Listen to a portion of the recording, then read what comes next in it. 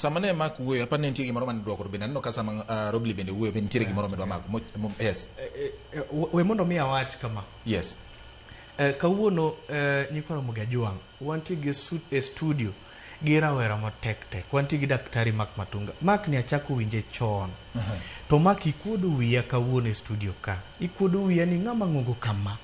podi kia ni yo mwanyalo donjo go a developed country kata first world country and bedo gi mindset me think as a first world individual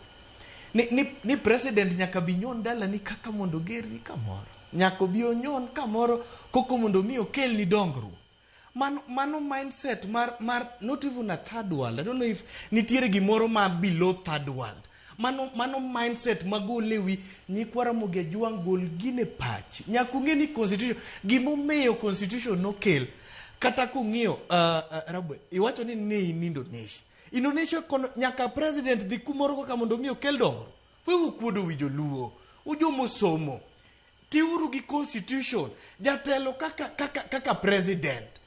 owinjo bed no ng'e piny ne e gimomeyo iwacho ang'o momi manyo ker mar piny Kenya kikia kuma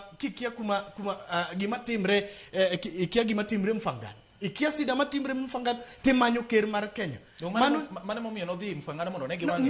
no oko winjo bed no chopo kono ni nyako nyon kanyo gitende koka mondo timie gimoro e gimomiyo kono ni wich kuot ahinya ne wajumbe wa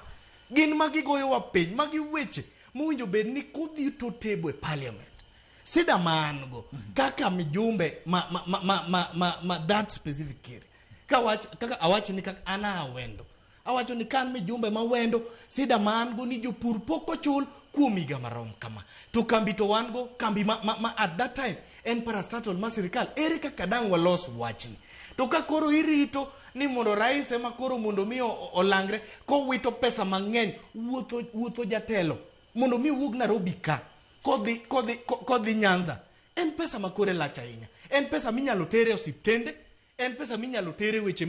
mag education seche ma skunde sani koro gore piny to un ugo kwaya ka ugo koko e studio ka ni rais nyocho obiro to wuotho gi bilion mokalo 2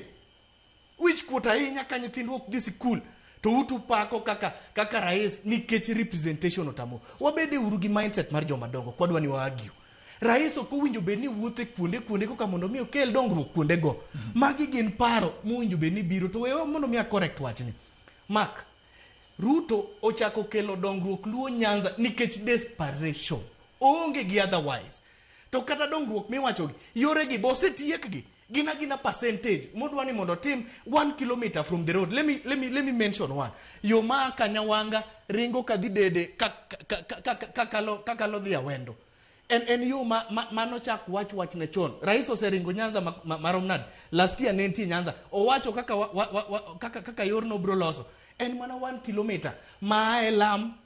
nyaka distance mondo mi ka jikalo to neni nitie yorne otim nitiere yor mane gik motimo luo Nyanza owuotho otimo mana section mar the project mondo mi oduogi ochako kotugo are chon Ruto noko winjo beni noko dhi biro luo Nyanza joluo wabeduru motang to se biro winjo bed ni timo gang'o